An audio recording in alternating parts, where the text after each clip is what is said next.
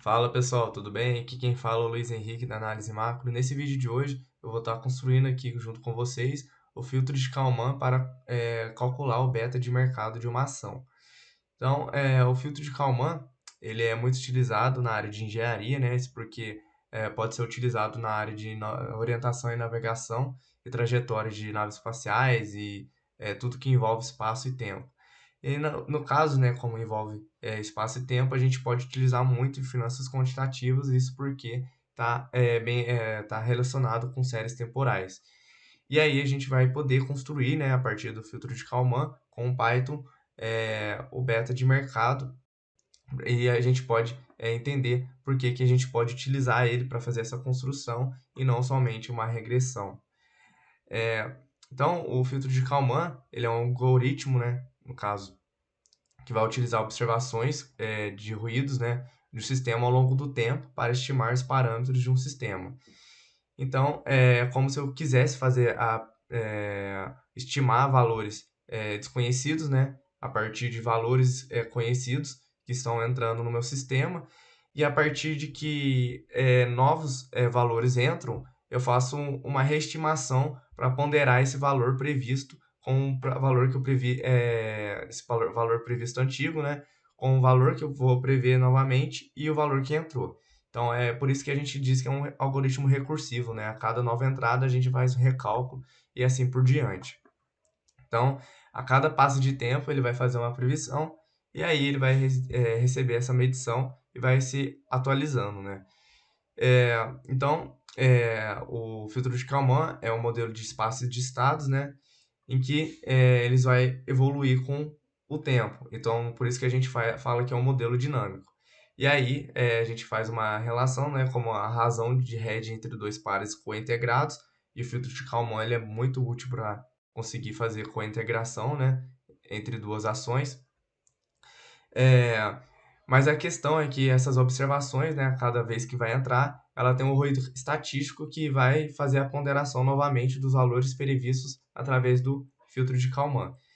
E aí a gente vai fazer isso para conseguir fazer a estimação de valores não observáveis. Então, a gente tem essa ilustração aqui para representar mais ou menos como que vai funcionar o filtro de Kalman, né? Então, imagina que eu tenho as nossas entradas, né? A inicialização do nosso modelo, que no caso a gente vai precisar definir esses valores iniciais, porque a gente não tem basicamente como iniciar sem colocar um valor. E aí, a gente vai seguir para a etapa 1, que a gente vai fazer a previsão, que vai ser o estado atual e que a gente vai ter incerteza. E a partir dessa previsão, a gente vai, em conjunto com novas entradas, as medidas dos valores que a gente está observando, né, os valores reais, a gente vai definir a incerteza observada com base nesses valores previstos que a gente tem. Então, a gente vai atualizar esse modelo para o novo estado, e aí a gente vai ter esses três componentes, basicamente, para conseguir ter o valor do estado estimado em certeza também. Então é um processo bem complexo, né, na realidade, mas o nosso objetivo é basicamente, a partir de valores que estão entrando, conseguir atualizar o nosso modelo, refazer a ponderação, fazer a previsão e, por fim, refazendo esse processo a cada nova entrada de observação.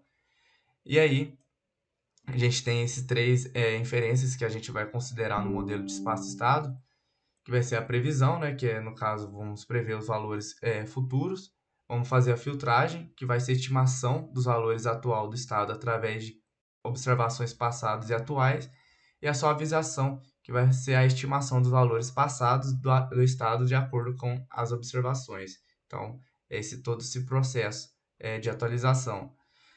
E aí, o que a gente chega é como que a gente faz essa relação do filtro de Kalman com o beta de mercado. E no caso, o filtro de Kalman, como ele é recursivo, a gente está refazendo com os valores mais recentes, né, as estimativas, e aí o que acontece é que a gente deixa de fora os valores passados. Isso é basicamente a mesma coisa da gente fazer uma regressão móvel do beta, que no caso vai dar para a gente o valor mais recente do beta. E aí, por exemplo, no caso de uma regressão móvel, a gente tem que utilizar uma janela que a gente vai definir. Então, dependendo da janela, né, não pode ser útil para a nossa estratégia. Já o filtro de Kalman, ele já consegue pegar esses valores recentes sem a necessidade de uma definição de janela, e muitas vezes pode ser útil para a gente conseguir fazer um beta hedging, por exemplo. E aí a gente vai construir esse beta móvel a partir do filtro de Kalman com Python. E para a gente utilizar aqui no Python, a gente vai pegar a biblioteca PyKalman, que vai dar para a gente aqui o módulo Kalman Filter. E aí a gente vai fazer um exemplo real com ações do Ibovespa, né? Utilizando aqui o NumPy e o Pandas, o Data Reader e o Wi-Fi para pegar os dados. E a gente vai fazer a visualização com o Matplotlib.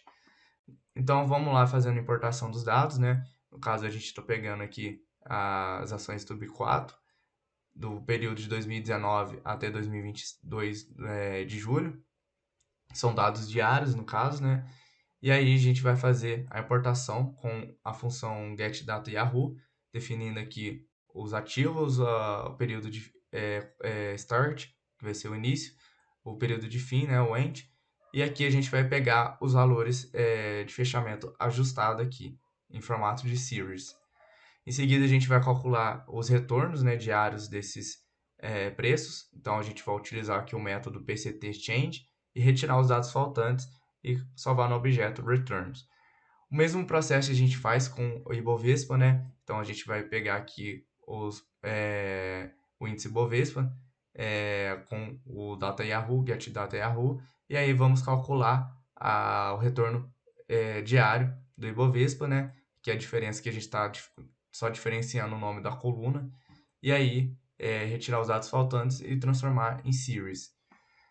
Por fim, a gente vai poder utilizar esses dados, né, esses retornos, dentro do filtro de Kalman, e que no caso vai estar aqui dentro fazendo um cálculo também como se fosse uma regressão, né? Não entrei nos detalhes sobre esse caso, mas o que a gente vai precisar colocar aqui dentro da especificação da função Kalman Filter vai ser a inicialização que eu comentei anteriormente, que são os valores iniciais e definir os estados do nosso filtro.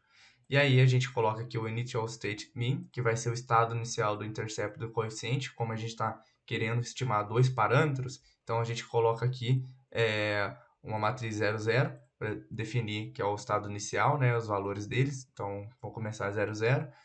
O estado inicial da covariância, né, então a gente vai fazer uma matriz identidade 2x2 também, a matriz de transição inicial também, que a gente vai definir como a transição do estado de T para T mais 1, então a gente vai utilizar uma matriz identidade 2x2, e aqui a gente vai colocar a matriz de observações, que vai ser a variável independente do nosso modelo, que a gente definiu aqui basicamente como um array, né, que a gente construiu com o NumPy, que vai estar em formatos transpostos, e aqui a gente vai colocar apenas um vetor de valores 1, do mesmo tamanho que a series da nossa série do Ibovespa, né, dos retornos da Ibovespa. Então a gente vai conseguir construir a partir disso a matriz das observações,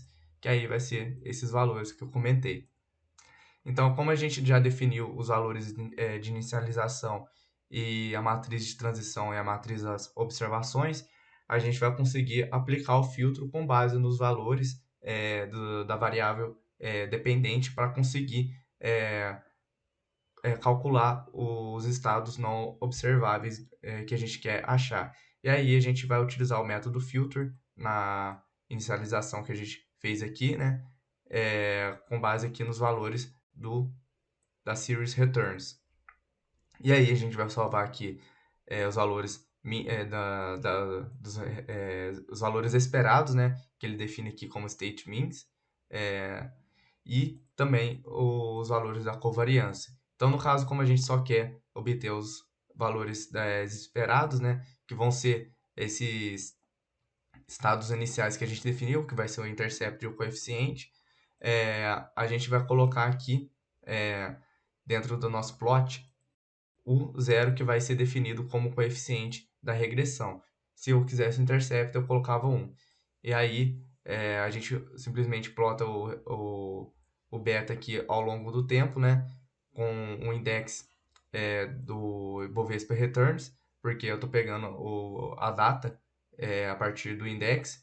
E aí os valores no eixo Y eu estou colocando aquele coeficiente que está aqui na localização 0. E aí a gente só coloca a legenda aqui e a gente tem o nosso beta ao longo do tempo. Vocês estão vendo como o estado inicial estava aqui, ó. Eu tinha colocado nessa função, ele começa aqui e aí vai fazendo o cálculo a partir do estado atual e a cada nova entrada ele vai refazendo esse cálculo e ponderando as previsões conforme vai passando. O que a gente tem aqui é basicamente uma janela móvel do beta. Então, é bastante útil para a gente fazer diversos estratégias no mercado financeiro, né? Então, é basicamente isso o post de hoje. Um abraço, até a próxima.